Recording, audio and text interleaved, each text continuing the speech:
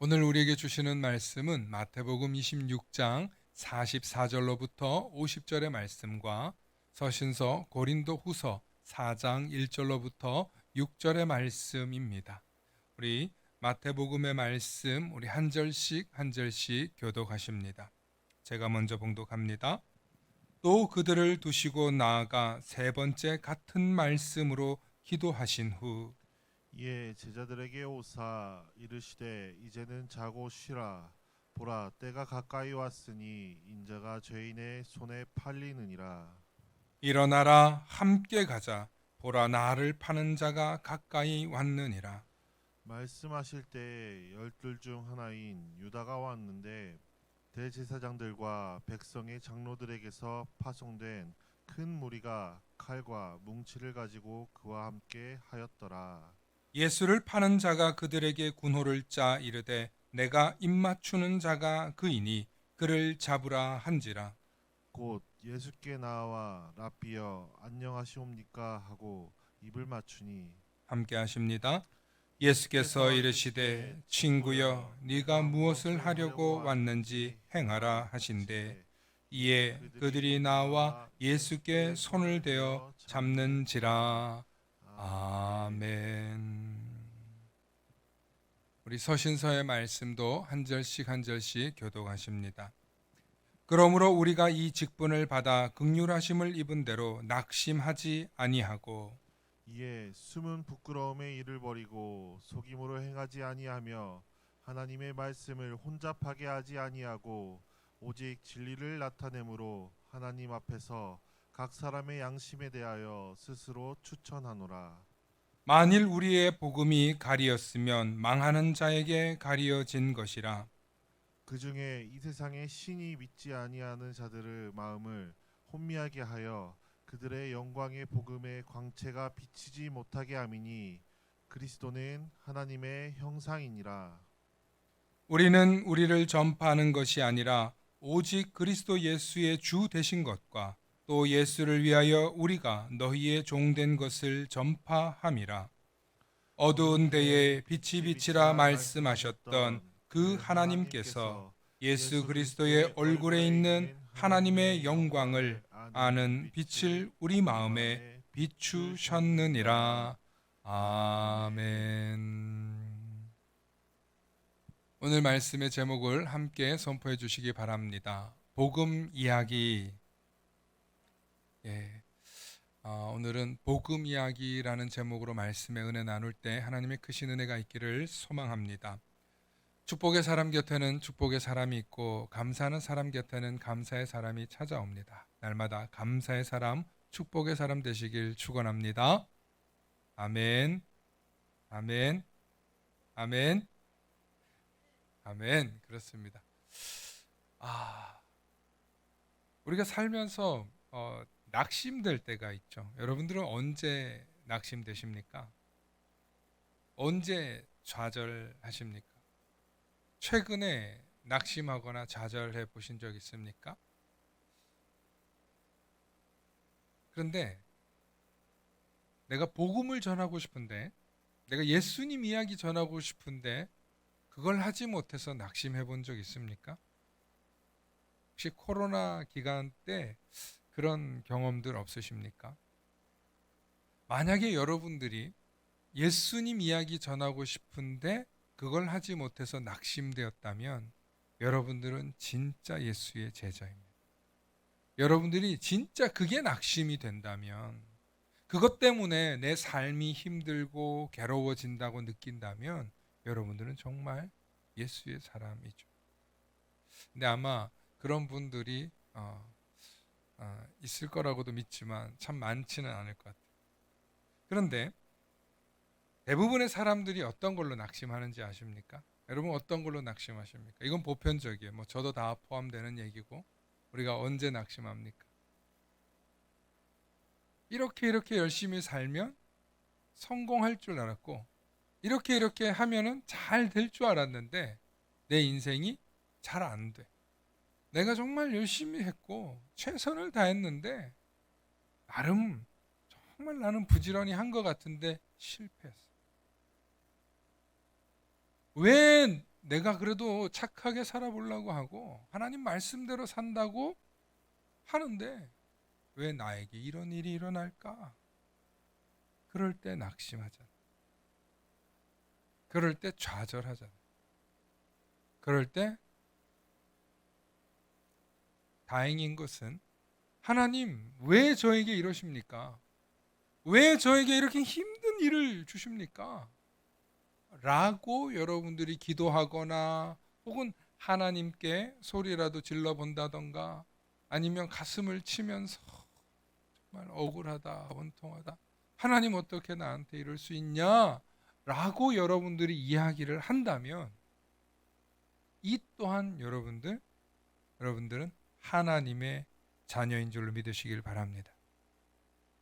하나님의 자녀이기 때문에 하나님께 하소연이라도 하는 거예요. 할렐루야. 그러니까 하나님께 하소연이라도 할 수 있는 인생이 복된 인생인 줄로 믿으시길 바랍니다. 그런데 하나님께 하소연하는 사람은 하나님의 자녀라고 얘기했고 예수의 복음을 전하고 싶은데 전하지 못해서 안타까워하는 사람은 예수의 사람이라고 했어요. 아니, 예수의 사람이나 하나님의 자녀나 똑같은 말 아니냐? 똑같은 말 아니냐? 우리는 그렇게 지금까지 들으면서 살아왔을 거예요. 하나님의 자녀가 예수의 사람이고 예수의 사람이 하나님의 자녀지. 아마 그렇게 좀 쉽게 우리는 하나님의 백성, 하나님의 자녀, 그리고 예수의 사람 이렇게 너무 구별 없이 뭉뚱그려서 하나로 보았던 것 같아요. 그런데 정말 예수의 사람이 되기로 결단하면, 정말 예수의 사람이 되기로 다짐하고 결단하면 우리에게 명확하게 믿음을 지킬 힘이 생깁니다. 이게 무슨 얘기냐면 예수의 사람은 하나님의 자녀하고는 좀 달라요. 따라해 봅시다. 예수의 사람은 사명 때문에 사는 사람이다. 네. 예수의 사람은 사명 때문에 사는 사람들입니다. 그래서 예수님의 12 제자들이 성령 충만함 받고 난 뒤에는 전혀 배신하지 않았어요. 바울과 바나바와 브리스길라와 아굴라, 디모데, 디도, 또 루디아, 얼마나 많은 사람들이 초대교회에 있었는지 몰라요. 그런데 그들은 예수를 믿으면 죽을 줄 알았는데도 불구하고 배신하지 않았어요. 끝까지 믿음을 지킬 뿐만 아니라 믿음의 아름다운 이야기를 남겼는데 이유는 하나예요. 사명을 붙들었기 때문에. 그런데 아나니아와 삽비라 같이 예수를 믿었어요. 그런데 배신하는 사람들이 있어요. 그들은 뭐가 없어요? 사명을 잃어버렸기 때문에. 사명받은 자들이라는 사실을 깨닫지 못했거나 사명을 잃어버리면 예수의 사람이 되지 못하는. 하나님의 자녀는 구원의 틀 안에 있기 때문에 참 은혜로운 예약이죠. 예수의 사람은 확실하게 예수의 가르침, 예수의 방향을 따라가는 사람들이기 때문에 사명을 받은 사람이죠. 그래서 하나님의 자녀와 예수의 사람은 조금 우리가 구분해야 될 것 같아요. 한국 교회에 많은 사람들이 교회를 오는 신자들이 있어요. 성도들이라고도 하고, 뭐 하나님의 백성들이라고도 하고, 혹은 믿음의 사람들이라고 해요. 그래서 기독교적 관점에서 세상을 보는 세 종류의 사람이 있다는 걸 여러분들에게 좀 설명해 드리려고요. 우리 화면으로 좀 보여주시기 바랍니다. 제가 좀 PPT를 넘기면서 기독교 관점에서 세상을 보는 눈에 대해서 말씀드리려고요. 우리 방송으로도 볼 수 있게 해주세요. 여러분, 검은 게 세상이에요. 그리고 세상 사람들이 있어요. 그런데 이 세상 사람들에게 복음이 전해지니까 어떤 사람들이 되냐면 믿음의 사람들이 돼요. 세상 사람이었는데 복음을 듣고 와, 우리가 구원받을 수 있대. 도저히 내가 나를 구원할 수 없을 것 같은데, 죄에서 죽을 수밖에 없을 것 같은데, 복음 때문에 어떤 사람들이 됩니까? 믿음의 사람들이 돼요. 그래서 교회 안으로 들어와요. 교회 안으로는 들어와요. 지금 저기 안에 노란 그 원 안에는 교회 안으로 들어왔다는 뜻이에요. 그래서 교회 안으로는 들어와요. 그런데 여러분, 우리가 교회 안으로 들어오면 제일 싫어하는 존재가 있어요. 누가 제일 싫어요? 네, 마귀가 제일 싫어요. 마귀가 제일 싫어하기 때문에 뭘 하냐면 유혹을 해요. 마귀의 유혹이 우리를 믿음의 사람 되지 못하고 다시, 야, 세상 사람이나 우리나 뭐가 달라, 교회도 세상하고 똑같구만, 이렇게 유혹해요. 여러분, 교회는요, 여기가 안전한 곳이라고는 말하지만 완벽하게 안전한 곳은 아니에요.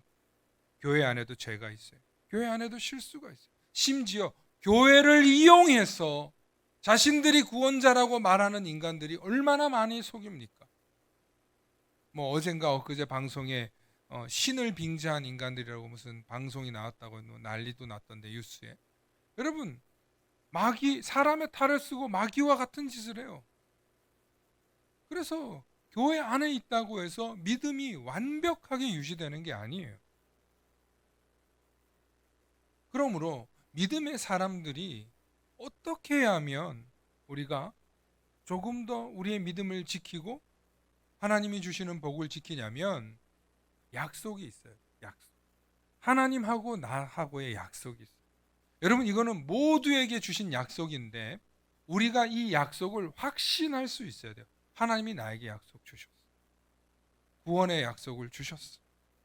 하나님이 나에게 영원한 생명의 약속을 주셨어. 이게 믿어져야 돼요. 그래야 믿음의 사람이 유지가 되는 거예요. 이게 유지되지 않으면 우리는 다시 어떻게 된다? 마귀의 유혹에 넘어져서 세상 사람 되는 거예요. 그래서 이 약속만 주는 게 아니라 하나님이 우리에게 뭘 또 주시냐면 사명을 주셔요. 이 사명을 붙들고 살아갈 때 우리는 뭐가 되냐? 예수의 사람이 되는 거예요. 여러분, 성경이라는 약속을 주셨어요. 그런데 성경을 깊이 우리가 읽어보면 그 속에 뭐가 있어요? 뭐가 있어요? 축복도 있어요. 생명도 있어요. 용서함도 있어요. 그런데 궁극적으로는 이 복음을 전수하라는 사명이 있어요. 그래서 우리가 이 사명을 품고 살아야 되는 거예요. 이 사명을 우리가 지키고 나아갈 때 어떤 사람이 된다고요? 예수의 사람이 돼요. 그러니까 기독교 관점에서 볼 때는 첫째, 세상 사람이 있고, 두 번째, 믿음의 사람이 있어요. 그런데 믿음의 사람에서 더 깊은 예수의 사람, 혹은 이걸 제자 훈련이라고도 얘기하고, 어떤 사람은 이걸 가지고 제자라고도 부르기도 해요. 여러분, 우리는 믿음의 사람들은 어떻게 부르냐면 신자, 혹은 성도 이렇게 불러요. 그런데 정말 제자가 돼야 돼. 그래서 한국교회에 얼마나 이 부분을 강조했는지 몰라요. 그런데 여러분, 제자가 되려면 반드시 뭐가 있어야 돼요? 약속과 사명이 있어야 돼요. 할렐루야. 그래서 교회가 이 사명 얘기하면 성도들이 이제 슬금슬금 뒤로 빠져요. 아, 우리 일 시키려고 하는구나. 우리 지금 뭐 하라고 하는구나. 그러니까 목사가 시킨 줄 알아요. 따라봅시다. 이 일은 하나님께서 태초부터 하나님의 자녀들에게 주신 것이다. 할렐루야. 우리가 하나님의 형상을 닮아서 이 일을 하나님 우리에게 감당하라고 주셨어요. 그래서 이 약속을 받은 아담이 충실하게 하지 않고 죄의 유혹에 넘어가니까 실패하는 거예요. 사랑하는 성도 여러분, 우리가 이 예수의 사람이 되기 위해서 정말 더 중요한 게 있어요. 그래서 우리가 이 사명만 받았다. 사명을 어떻게 받는지 몰라요. 사명을 어떻게 받습니까? 우리 다시 화면으로 좀 보여주시기 바랍니다. 여러분, 이 약속과 사명을 받고 지키기 위해서는 반드시 말씀 훈련을 해야 돼요. 예배 시간에 우린 예배를 드리는 거지 설교 시간 가지고 말씀 훈련 받았다라고 생각하는 거 착각이에요. 세상에서 잃었던 믿음 다시 회복하고 세상에서 흔들렸던 마음 다시 추스리는 자리예요. 이 예배의 자리는 하나님께 영광도 돌려드리면서 동시에 하나님의 은총을 입어서 우리가 추스리는 자리, 우리의 영혼이 보호받는 자리예요. 그러니까 여기에 보호받는 것뿐이지 훈련받는 자리는 아니라는 거예요. 그래서 제가 보니까 교회를 제가 지금 8년째 이렇게 목회를 하면서 보니까 말씀 훈련을 못 받으니까 예배 은혜 받다가 자기 시험에 걸려 넘어져서 떠나는 거예요. 아니 다른 교회로 가면 다행이에요. 다른 교회라도 가면. 그런데 믿음을 잃어버리는 사람들이 있더라는 거예요. 할렐루야. 믿음을 잃어버리지 마시길 축원합니다. 여러분 그래서 말씀 훈련을 여러분 받으셔야 돼요. 이거는 무슨 제가 여러분들을 뭐 어떻게 세뇌시키려고 그러는 게 아니고 정말 말씀이 나를 구원한다고 했는데 내가 말씀을 몰라. 내가 말씀과 거리가 멀어. 그러니까 자꾸 내 입술에서 말씀과 다른 말이 나가는 거예요. 그래서 말씀 훈련은 일평생 받는 거예요. 일평생. 제자 훈련은 어느 정도 받으면 끝나는 고지의 단계가 있는 게 아니라 계속 훈련하는 거예요. 초급부터 중급부터 고급을 갔다가 다시 초급을 보잖아. 초급이 가장 진리야. 고급까지 고급반을 공부했다가 다시 초급을 보잖아요. 그때는 초급이 새로운 세계가 열려요. 제가 경험한다니까요. 신학 공부를 지금 30년 가까이 하고 있는 제가 경험한다니까 이거를. 정말 기초 속에서 말씀을 볼 때 그 속에 숨겨져 있는 진리가 있어요. 두 번째는 말씀 훈련만 하는 게 아니라 반드시 말씀 훈련을 했잖아요. 말씀 훈련하고 나면 오늘 본문 딱 보면 목사님 뭐라고 설교하겠네 다 알아. 한 30년, 20년 다니면요. 오늘 본문만 보고도 목사님 설교 나레이션까지 하시는 분들이 있어요. 저 설교 옛날에 어디서 들었다고 비슷하게 들리죠. 왜? 예배기 때문에 그래요.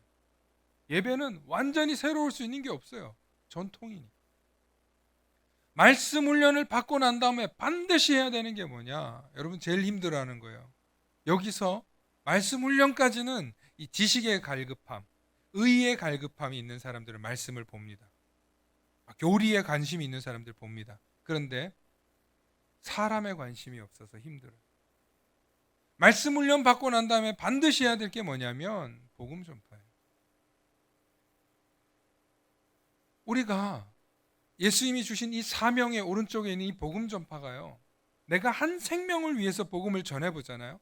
그러면 예수님 마음이 보이기 시작해요. 내가 한 생명이라도 사랑하는 마음으로 복음을 정말 간절하게 전해보면 그때 예수님이 날 위해 십자가에 지시고 고난당하고 초대교회 제자들이 고난당하고 십자가에 지시고 막 죽으신 그 사건들이 이게 2000년 전의 이야기가 아니라 오늘날 내 얘기가 되는 거예요. 왜? 예수 복음 전하면 괴로워. 때로는 핍박받아. 아니요. 남들이 우리를 핍박하는 게 아니고 가까운 사람이 나를 핍박해. 어떻게? 예수 믿는 사람이 그러면 되냐? 복음 전하려고 하면 다 그렇게 초를 친다니까. 예수 믿는 사람이 그러면 되냐 하고 내 가족이든 내 지인이든 내 주변에서 복음을 전하려고 하면 탁 건드리는 게 있어요. 그때 그래 나는 부족하지만 내 안에 나는 죽고 예수로 산다는 고백이 나오는 줄로 믿으시길 바랍니다.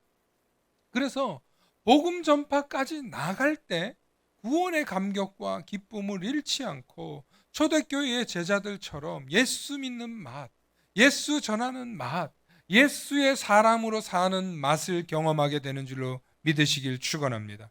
그래서 이 예수 전하는 맛을 경험하는 분들이 뭐가 되냐? 복음 안 전하면 아파. 복음을 못 전하면 힘들어. 예수 이야기 못하면 가슴이 답답해. 그게 너무너무 심하면 신학교 가야지.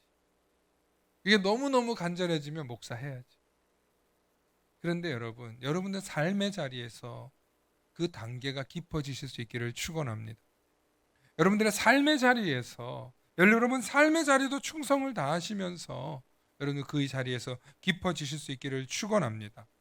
이렇게 우리는 세 종류의 사람들을 본다는 거예요. 기독교 관점에서 첫째 어떤 사람? 세상 사람. 둘째 어떤 사람? 믿음의 사람. 셋째 어떤 사람? 예수의 사람 되는 거예요. 할렐루야. 예수의 사람 되면 내 모든 것 다 바쳐서 하나님께 영광 돌리는 게 영광이요, 자랑이요, 기쁨이에요. 그런데 그게 세상에게 자랑이요, 기쁨이 아니고 누구에게? 오직 하나님만 알아주면 돼. 오직 하나님만 내 마음 알아주시면 돼. 근데 하나님이 대번 알아주셔.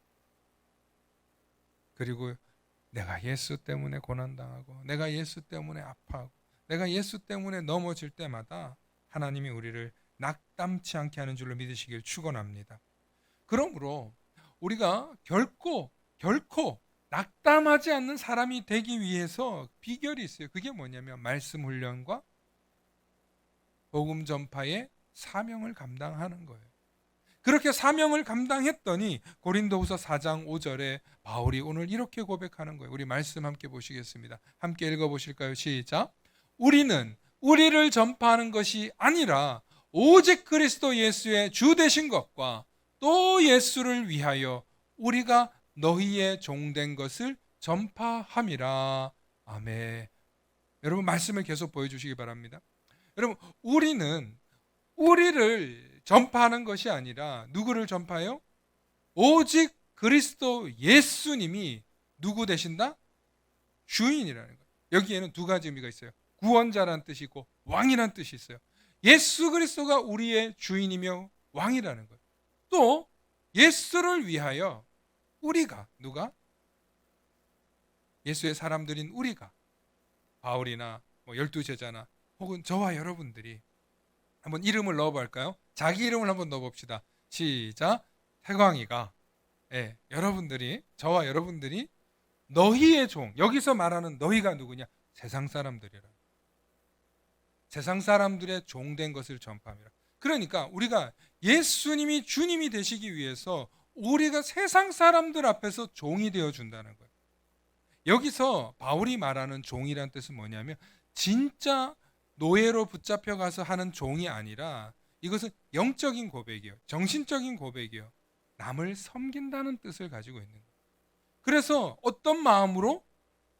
복음을 전하기 위해서 섬긴다는 마음으로 복음을 전파한다는 뜻이에요. 그러므로 진짜 육신의 종이 되었다는 것이 아니라 너네 뭘 한다고 이렇게 복음을 전해? 야, 니네 복음 전하다가 우리한테 죽을 수도 있잖아. 초대교회 때 이야기인 거예요. 너네 복음 전한다고 무슨 밥이 나와 집이 나와, 교회 가서 예배 드린다고 무슨 니네가 무슨 먹고 사는데 더 나아지는 게 뭐가 있어. 당시 초대교회는 집 뺏기고 가죽 벗기고 눈을 뽑고 다리를 부러뜨리고 더 심하게 얘기를 해야 뭐 아이고 그럴 텐데 끔찍한 얘기들이 얼마나 많아요. 사자밥이 되고 구덩이에 떨어져서 죽고 목이 잘려서 죽고 손가락 잘리고 손톱 뽑고 머리카락 뽑고 끔찍한 거잖아요. 니는 뭐 하러 그러냐고. 그러는데도 우리는 누가 주인이다? 예수님이 주님이다. 예수님이 왕이시다. 이 사실을 전하기 위해서 우리는 너희의 종이 된다는 거예요. 그러니까 바울은 결코 낙심하지 않는다는 거예요. 복음을 전하다가 낭패를 당하고 예수의 사람으로 살다가 좌절할 때가 있고 세상 사람들이 볼 때는 실패할 때가 있고 세상 사람들이 볼 때는 어떤 현실 속에서 어떤 일이 있습니까? 저 예수 믿는 사람 저 고지식해가지고 진급누락도 될 수 있고 또 혹은 뭔가 믿지 않는 상사로 인해서부터 어려움을 당할 수도 있고 예수 믿는다는 이유로 우리가 고난 당한다면 바울은 뭐라고 얘기하냐? 결코 낙심하지 않겠다는 거예요. 왜? 사명이 있으니까. 왜? 이게 하나님이 주시는 축복이니까. 이걸 신뢰하기 때문에 바울이 그렇게 이야기하는 거예요. 사랑하는 성도 여러분, 복음을 전파하는 사람의 자세가 오늘 바울과 같이 낮은 자세가 되어야 돼요. 교회 갔더니 복 받았더라, 교회 갔더니 잘 됐더라. 여러분 이 이야기도 좋을 수 있어요. 그런데요, 지금 세상 사람이 너무 힘들어요. 세상에 많은 사람들이 너무 지쳐 있어요. 그런데 그 지쳐 있고 힘든 사람들 우리가 복음의 자세로 섬길 때 그들이 진짜 감동받는 거예요. 할렐루야. 지난주에 우리 전도사님하고 우리 목사님하고 함께 전도를 나갔어요. 혹시 저를 보셨는지 모르겠지만 우리 화면으로 한번 좀 보여주실래요? 네, 뭐 이렇게 보십시오. 네, 저기 귀여운 탈을 쓴 사람이 바로 접니다. 여기는 안 보입니까? 잘 안 보이는구나. 이거 좀 한번 여기 좀 이렇게 꺼주세요. 잘 안 보이는 것 같아요. 잘 보여요? 네. 가니까 아이들이 너무 좋아해. 네. 아이들이 그냥 좋아하는 게 아니라 너무 좋아해. 막 와서 탈도 만질라 그러고 막 이렇게 막 만지려 그래요. 내가 손만 내밀어 주면 와서 막 이렇게 주먹 박치기도 해주고 막 그래요. 또 검단 사거리에서 또 하니까 어떤 사람이 막 애가 사진 찍겠대요. 네. 그러니까 저렇게 좋아해 주더라는 거예요. 사람들이 좋아하는 전도를 해야 돼. 그래서 저기 하니까 또 예, 지금 손 보이세요? 이렇게 저긴 또 완정역에서 했는데 제가 이렇게 손을 흔드는 장면이에요. 저렇게 손을 또 막 흔들어 줘. 교회가 어디 있냐고 물어보시는 분들이 있고. 그래서 오늘 한 명 올 줄 알았더니만 안 왔네. 또 여러분 여기서 보면 이게 무슨 사진이냐면 어떤 아이가 저한테 표현을 이렇게 한 거예요. 예, 머리 위에 하트를 이렇게 캡처하느라고 좀 흐린데 아이 얼굴도 자세히 안 나와서 다행이에요. 초상권이 있으니까. 그리고 또 어떤 분은 권사님인지 연세 많으신 분이 지금 보이세요? 잘 보이세요? 예, 엄지를 이렇게 들고 지금 하고 있는. 네. 여러분 이제 다시 불도 켜주시고 저를 보여주세요. 네. 전도하러 나가니까요. 사람들이 너무 기뻐하는데요. 좀 힘들었죠. 탈 쓰고 돌아다니느라고. 나중에는 이게 멀리 있는 건 보이는데 앞에 있는 게 안 보이더라고요. 그런데 막 경찰관도 곰돌이 화이팅 이렇게 불러주고요. 어떤 분들은 막 이렇게 제가 이제 돌아가니까 곰돌아 뒤 좀 돌아봐 막 그러면서 자기 딸이 봐야 된다고 이렇게 인사도 하고. 저는 그렇게 생각했어요. 복음을 전한다면 사람들을 불쾌하지 않아야 된다. 안 그래도 지금 교회가 많이 욕먹고 있는데 즐겁게 해드려야 되겠다. 인상 쓰는 분이 한 명도 없었어요. 지금 나중에는 우리 전도사님하고 목사님이 우리도 탈을 하나씩 쓸까 봐요. 그러면서 자기들한테는 안 웃어주는데 곰들이한테는 그렇게 사람들이 웃어준다는 거. 생각보다 힘듭니다. 무겁고. 그런데 여러분 만나교회가 어디 있냐고 물어보더라고요. 만나교회를 다 모르죠. 거기 나가면. 만나교회를 아는 사람이 어디 있겠어요. 근데 우리가 계속 전도를 나갈 건데 전도를 하면서 느끼는 기쁨이 있어요. 그게 뭐냐면 사람들이 이렇게 좋은 이야기는 듣고 싶어 한다는 거예요. 이 팻말이 있잖아요. 오늘 하루도 힘내세요. 예수 믿으면 예수 믿으시기 바랍니다. 예수님은 사랑이십니다. 하나님이 여러분들을 사랑하십니다. 딴 거 없어요.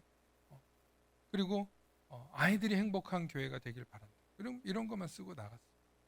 그러니까 애들이 좋아하고 젊은이들이 좋아하고 나이 드신 분들도 수고한다고 곰돌이 화이팅이라고 해주는데 너무너무 감사했어요. 비록 힘은 들었지만.